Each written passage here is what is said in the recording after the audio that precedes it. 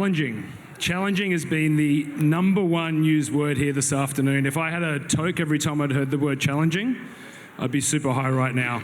Challenging, obviously a very challenging industry. The awesome thing about this discussion today is we're going to present some really tangible ideas that are in fact not challenging. They're very easy to implement. The other two big words were education, which I think we're going to do here for all you folks, and the third was authenticity. So they've been the three most commonly used words today, and they'll be part of the theme of our conversation today. Good afternoon, stoners. It's very exciting to be here. My name's Anthony. I'm the head of sales for Surfside. I have an amazing panel here today, and I thought your names might be right up above, but they're not right now. But welcome Mark from Haven, Angela from Brand First. We're good. Rusty from Old Pal, and Josh, thank you for filling in last minute from Sweet Flower for Tim. Really excited to have you guys here. So what we're going to talk about today is really how can brands and retailers, and obviously we've got two retailers, a brand and a CMO expert across both, how can brands and retailers come together to drive more e-commerce success, to acquire more new customers and drive more sales? And that's going to be the topic of our conversation today. First thing I want to do though, just a quick fire question for the group. When you hear the word e-commerce in the context of California cannabis, what are the first few things that spring to mind? Mark? Driving that customer narrative across like online platforms, whether it's, Google ads, whether it's in menu ads, and outside of the four walls of the dispensary. Awesome. Angela? I think about convenience. It's about being able to order online, whether you're going to pick it up, you're going to have it delivered to you. It's about working in a way that suits me in terms of where I am. I think as a brand, it's really like a better opportunity to control how you show up to your customers. Every day doing that in brick and mortar stores is really, really challenging.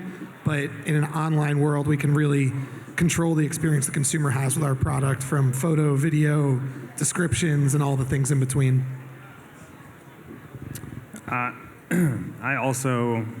Angela hit the nail on the head with convenience, and it's also the first opportunity you get to kind of tell customers what you're all about and, drive more revenue and bring them into your stores. Fantastic. Rusty, was there another thought there? You good? So that's our focus as a business at Surfside. We're an advertising company. We help cannabis brands and retailers drive more e-commerce. And so we want to start through the retail lens. So I'm going to start with Mark, with you, and then Josh will go to you as well. But you folks both have built and work for very formidable retail groups with multiple dispensaries around California. Can you share some wins and maybe some lessons learned from the brand partners you've worked with, specifically around digital marketing, e-commerce, things you've done where you've lent in with the brand and driven success, and maybe some times where you've worked with a brand and there's been some lessons learned? Mark, we'll start with you. I think the most important thing with any of the brands that we work with is just making sure that they're really engaged and getting their narrative and their story out there to the customers. And that's one of the biggest things that we find difficult with, honestly, is getting that engagement, is getting the brands to actually tell their stories to the customers. Obviously, the easiest way that we have a way of doing that right now is through the bud tender. That's your front end person. That's the person that's giving that education to the customer. Only in cannabis do we have something like that model. In all other retail models, your brands are going outside of the four walls of the store and educating customers outside of there. So really, that's I think where we need to go to. I think that's where brands need to really focus more attention on, because getting that education into the hands of the customer, only once they're in a store, you're really limiting yourselves. Well, education, that was word number 2. So yeah, education's a big part of this for sure. Josh, you're new at Sweet Flower, but a bit of a veteran of the industry now. What have you done in your current role, maybe in former roles, where you've been able to really collaborate with brand partners to drive sell-through success? Well, we actually just launched an exclusive collaboration with a Golden State Like you said, bud tenders are obviously the most important in kind of conveying that excitement to the customers. And it's like a question we ask ourselves all the time is like, how do we convey that same excitement on like, you know, all our e-commerce channels, whether I would say the biggest one for us right now, because it's, you know, doesn't get shut down, and, you know, text messages are a real pain to kind of work with. But email is a huge channel for us, and also there's obviously different programmatic things we've been working on, but I think working with the brands and finding out what they can, you know, some of them are invested in those things, and that's really helpful. But sorry.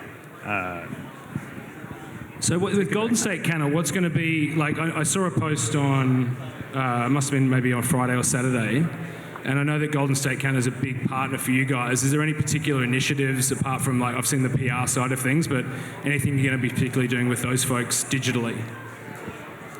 You know, not as much. Like I said, the biggest thing we were able to do is kind of, you know, really make it so our menu could try and convey the new launch, and then, like I said, email is really kind of our biggest channel for that at the moment. And I kind of jump on that, like the email and the text message marketing are huge in the industry, as they are in all other industries. Absolutely critical. Like, you have to be using it if you really want to succeed and if you want to communicate to the customers. And I think that that's one thing that the brands really don't necessarily engage with us as much on, which is like a collabed like text and email marketing strategy, you know, and getting that communication to the customer. That's the other hard thing, is like with a lot of text messaging companies, you don't even get your text to the customer. A lot of times it just shows up at some landing page that they're never going to click past. So like we rely on partners like Blackleaf and other partners that can actually get text to customers directly. Mm-hmm. What do you folks do when you don't have their phone number or email? How do you market to them? Angela, any thoughts on marketing to the non-known customer? There's so many channels. I know that we talk about how restrictive marketing is within, you know, for the cannabis industry, and yes, it's absolutely restrictive, but there are a lot of channels where you're thinking about, how am I creating awareness and buzz, right? So is it going to be an article that's going to have a really strong backlink that's going to go to the landing page for my brand page, you know, either on my website or going directly to a dispensary? Or are there other opportunities where we can drive through content and SEO to be able to drive traffic to a dispensary? So in my recent previous life, I was at CCEL, and one of the initiatives that we created for a great brand called Arrow that's sold across like 24 markets within the US, and we were able to create a dedicated and customized campaign through all of the Leafly channels, where it's search, it's content, it's their emails, it's app notifications, and we've been able to drive through a CCEL paid advertising campaign through Leafly to be able to derive probably in the 4 digits, I don't want to name it, but 4 digits in terms of new customers who've never actually bought Arrow before. And that was all driven through content and search, emails, and in-app pushes in terms of notifications. So there are ways around it, but you need to think across different channels and different types of customer profiles. And I think that's where dispensaries that really understand how to segment their customers, who brands are teaching their dispensary partners who their audience is, who their core shoppers are able to help retailers actually sell through their products in store. Awesome, I love that. Right, Josh. And I'm not going to have an answer for this, but I think one of the hardest parts too is, you know, yes, you have the bud tenders in the store that can help communicate information beyond, oh, this is the new Sweet Flower collab and it's 35% THC and it costs this much money. And so like everybody online, how can you break past what customers are so often doing, which is just basically going online and looking at the price and looking at the THC percentage or price per milligrams and things like that, and kind of go beyond that and kind of speak to them the same way a bud tender would. How do you educate them that way? Like, what channels can you use, whether it's like online web descriptions, we already went over emails, using the real estate all across your site to kind of just draw focus to things that you find important. But it's not easy, especially when customers are used to shopping a certain way. Yeah, for sure. There was a conversation earlier today about meeting the customer where they are from a product standpoint. I don't know too much about that, but certainly meeting the customer where they are from a shopping standpoint, we can do digitally, and we can create a more customized e-com experience for sure. Rusty, I want to switch gears a little bit and look at it from the brand perspective. First of all, probably everybody in the room knows Old Pal, I assume. 12 plus states now, hundreds and hundreds of retailers. Congratulations. I love the product too. Big fan. I know you're heading up to Boston tonight to go and see a bunch of your retailers as well. Clearly there's some secrets there you're probably not going to share, but just some thoughts, some tips and advice for folks who are looking for the right retail partners to really double down on from a sell-through standpoint, particularly on e-com. What have you done in the past that's worked, and maybe some of the conversations you're going to have with some of your key retailers up in Mass? Yeah, I mean, I think one of the things that brands need to do well with their retail partners is content. One of the things a retailer looks for us to be is better than a house brand. And, we don't necessarily always have the biggest budget for email marketing or paid SMS text. We sort of have to work with our organic audience quite often. But I'm going to be in Massachusetts this next week. We're going to be pushing our video content to all of our partners' screens. We're going to be going and making sure that the photos on their menu are the photos we took, not the photos someone shot in the back room on a camera.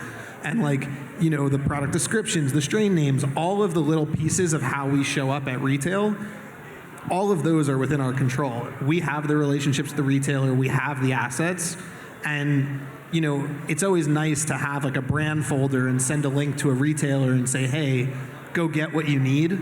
That doesn't happen 2/3 of the time. 2/3 of the time, you need to send them an email that says, hey, your last order had a Blue Dream and OG Kush and a Gorilla Glue on it. Here are the strain photos, here are the strain descriptions. Please upload these to these 2 stores' menus. And we're constantly not policing our partners, but trying to help them with sell-through on things like that. Because the bud tenders can only know so much. There is high turnover. As a brand, we need to make sure that whoever buys an Old Pal Ready to Roll knows that an Old Pal Ready to Roll is ground cannabis, not a weird-looking bag of weed. And, I think that's the biggest part of having close retail relationships and not necessarily going as wide as possible out of the gate, but going deeper with regional partners and people where you can work together with their email list, with their SMS to fit in organically, like these 2 guys are saying, into their flow that they have.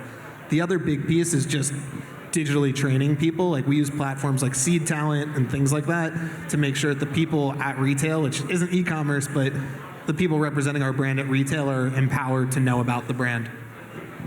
And so of all those channels that you're using, all those tactics, if we look at the in-store experience versus the e-com experience, are there tactics that apply to both, or are there certain things that you've got with certain maybe more digital-first retailers where you're able to focus really on that, driving that e-com transaction? I mean, on the digital-first retailers, it's a lot. The video and photo content is everything. Also, certain naming conventions for SEO, how you do naming conventions on your own website. If someone's looking for Old Pal Blue Dream, do they know Haven has it, or do they just know Haven sometimes has some Old Pal SKUs? Going a bit more granular with where you send your consumers or your customer base is really important.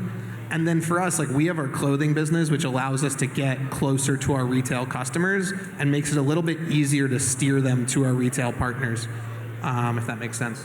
On the clothing side, this is a question I didn't prompt you for, but we had Lee Fraser here earlier from Planet 13 talking about their brand outside of cannabis and what they're doing. That was particularly around celebrity, but it sounds like you folks have another revenue stream there and another part of your brand on the apparel side.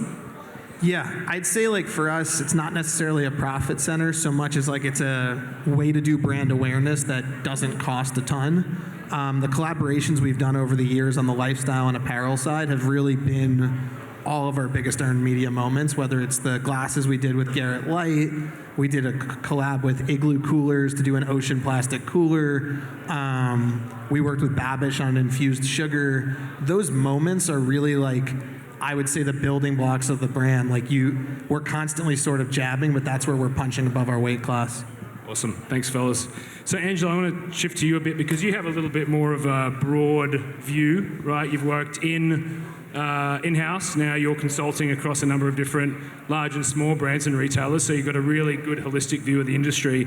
So what have you heard from the guys here that really stands out to you, that you think really works, and maybe some of the things that, aren't as effective these days? Well, quite a number of things, really. I mean, we're talking about targeting, we're talking about education, we're talking about using digital tools whenever you can find them, and then power of content. And I think ultimately we think about within the four walls of a shopping experience where you're actually getting a guided conversion, a guided shopping experience, which is very different from an e-commerce shopping experience where you're probably a little bit more predisposed to actually buying something than when you're walking into a dispensary. Although I think apart from liquor stores, if you're walking into a dispensary, you're probably going to want to walk out with something. But if you're going online, you're either going to be shopping deals, you're going to be shopping brands and products that you're already familiar with.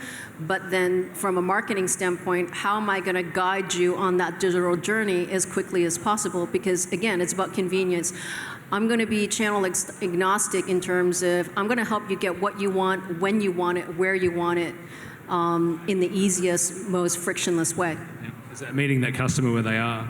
By the way, I've never walked into a dispensary and walked out empty-handed. I don't think too many people if you're going to go in there, although if you have a really bad experience, where, a lot of people might feel that, a bud tender experience could be a good or bad one because you feel like you're being rushed or you're there for a discovery, but you end up with something that you didn't really, really want.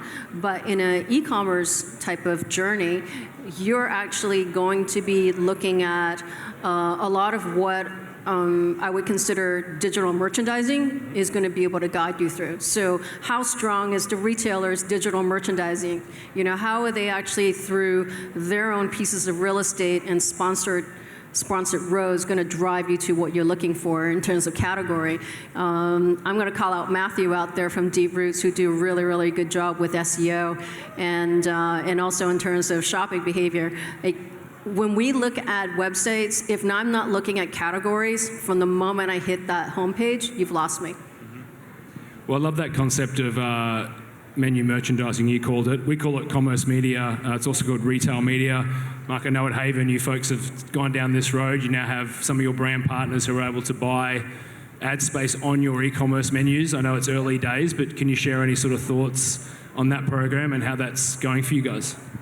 Yeah, no, that's honestly where we've wanted to go for a really long time. A lot of the problem with that has been getting your brands to believe in you and believe in your website, being able to show them the actual results of what their advertising is doing, and having somebody like Surfside provide as an intermediary, providing all the data analytics, taking care of the billing and all that kind of stuff has been like really nice, because us trying to do it and get it off the ground it just didn't happen. It kept on being something that we wanted to do and then never were able to really lay it down. So and it's been helpful. It's starting as a trickle. It's working its way up, but it allows brands to really market to the consumers that they want based on demographics. It allows them to display whatever they think is most useful to them to get a customer conversion.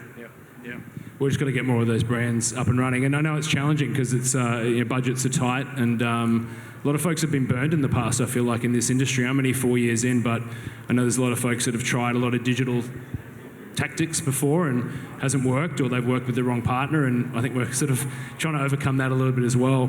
Angela, when we were talking the other day, we talked about menu merchandising, and you talked about in years gone by, you've been pushing to try and make this happen. What were the limitations in the past, and what's changed now, you think, that makes this possible for really any brand or retailer?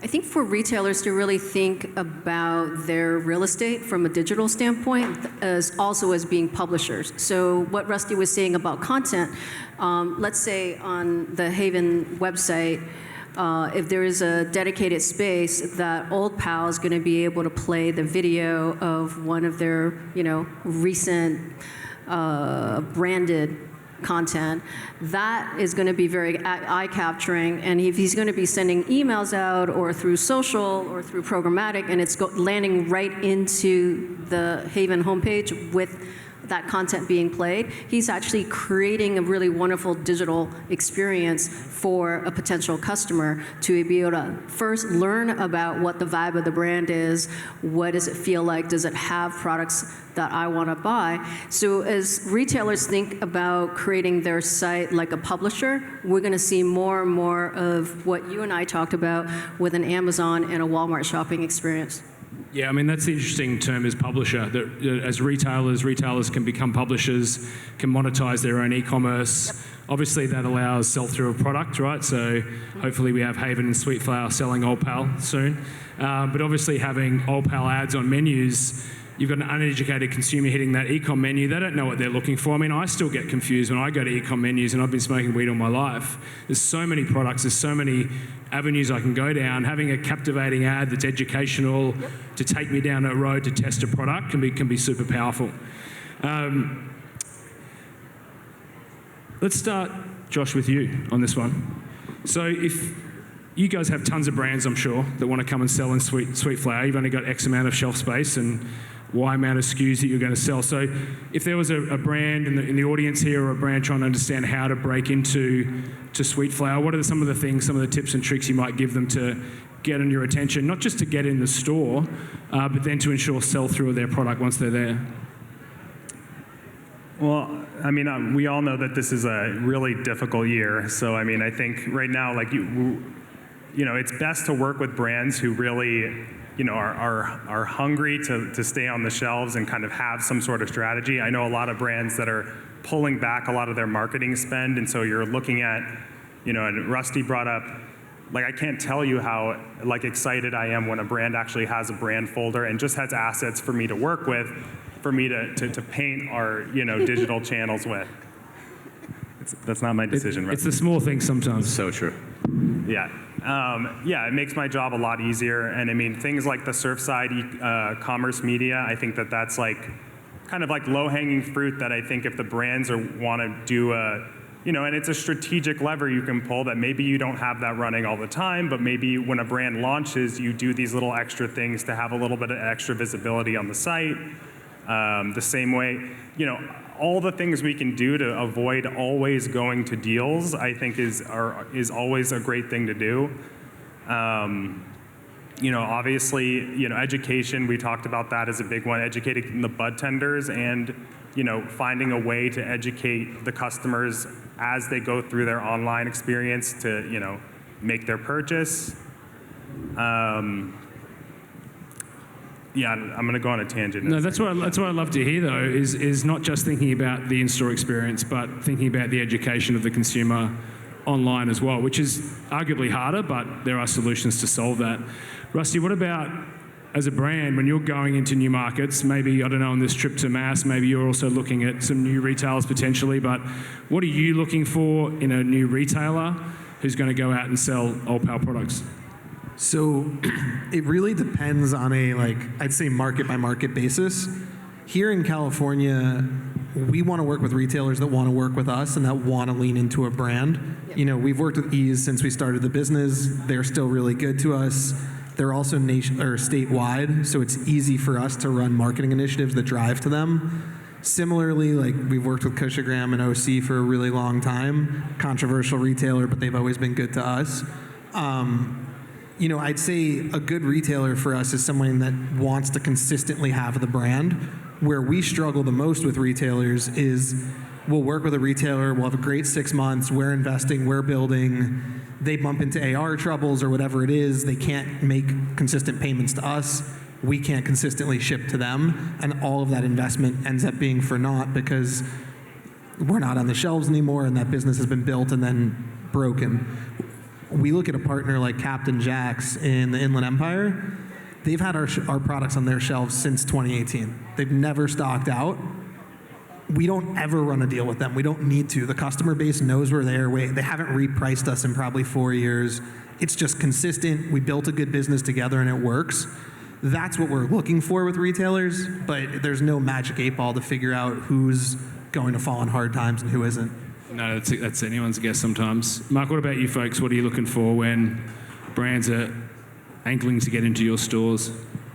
We're really looking for somebody that wants to support their brand. I mean, that's goes across all the different marketing channels that we've talked about, and even some other ones that we haven't that would be interesting to try out, like back of the receipt paper at a supermarket, or Google Ads, even though you get shut down every day, whatever it may be. Somebody that's really engaged and wants to really promote their brand is also going to be somebody that's going to come in and educate our bud tenders. We're going to do a completely off-cycle education. Might come into like our Haven University, which we use when we do every 6 months with bud tenders, and like reintroduce them into the products, reintroduce them to how products are made and everything else. Like really helps get them educated and really energized about those brands and about like how they're made and what they are.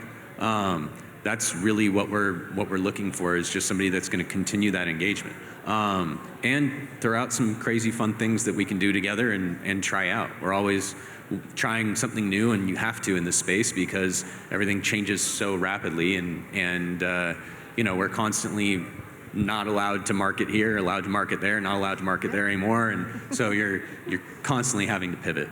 Yeah, we love crazy fun things. It's funny, some of the crazy fun things are just standard in other industries, and now they're available in cannabis. We've only got a few minutes left. Angela, what 2 or 3 pieces of really tangible advice would you give to folks here if they want to go back this afternoon and look into bringing their better brand partners in or their better retail partners in? What are some just quick, easy, tangible tips for them to get started? Well, I think cannabis is so different from any other type of category or industry. And when we think about final mile, I think we talked about it earlier on, where the delivery companies have really failed because of cost and, stickiness, call it that.